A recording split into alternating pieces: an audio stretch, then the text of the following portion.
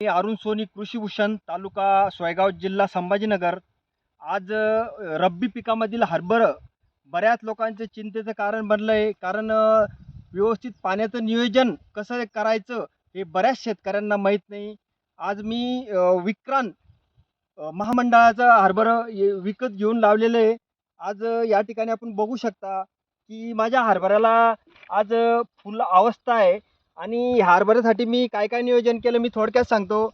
मित्रांनो, सुरुवातीला ज्यावेळेस मी हरभरा पेरलं त्यावेळेस थोडी ओल होती, म्हणून मी 4-5 दिवसाचा कालावधी गेल्यानंतर पाणी दिलं. नंतर दुसरं पाणी म्हणजे 20 ते 25 दिवसानंतर दिलं. आणि सगळ्यात महत्त्वाचं म्हणजे 20 ते 25 दिवसानंतर जे पाणी दिलं त्याला एक वातावरण मी बघितलं होतं. जर आपण पाणी दिलं खालचं आणि वरतून जर पाऊस पडला तर हरभऱ्याला उबळ लागू शकते. पण वातावरण स्वच्छ असल्यामुळं मी नंतरचं पाणी दिलं. आणि सगळ्यात महत्त्वाचं म्हणजे बऱ्याच शेतकऱ्यांचा असा विषय असतो की आज हे फुलं बघू शकता तुम्ही.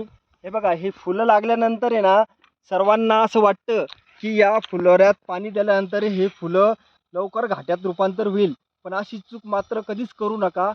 आज सगळ्यात महत्त्वाचं म्हणजे 90 ते 85% फुलं लागल्यानंतर 90 ते 85% घाटे लागल्यानंतर फक्त 15 ते 5% फुलं दिसल्यानंतर पाण्याला सुरुवात करावी, जेणेकरून तुमच्या हरभऱ्याचं उत्पन्न चांगलं येईल. आज मीच ते पाण्याचं नियोजन केलं. तुम्ही बघू शकता आज हरभरा.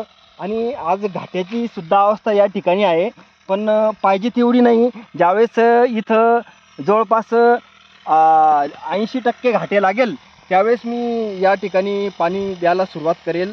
आज वातावरण ढगाळ असल्यामुळं मी आज फवारणी करत आहे. बुरशीनाशक आणि थोडंफार कीटकनाशक टाकून आज फवारणी करत आहे. वातावरणाचा अंदाज घेऊन सुद्धा फवारणी करणं आवश्यक आहे. धन्यवाद.